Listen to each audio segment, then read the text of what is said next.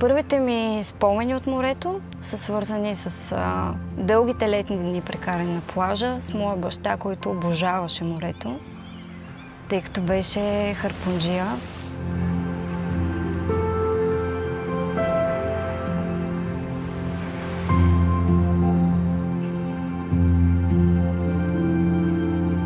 Освен, че Бургас е моят дом, е мястото, където душата ми намира покой и вдъхновение.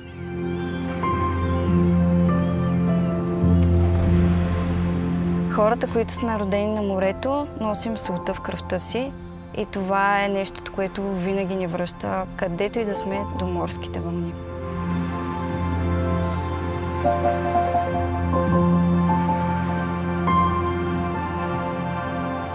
Снимам морето, защото е винаги различно и ми носи и различно вдъхновение.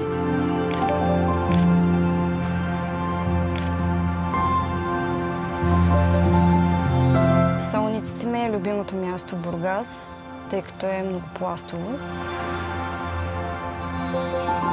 Тук се срещат море, фауна, растителност и човека. Морето е безкрайност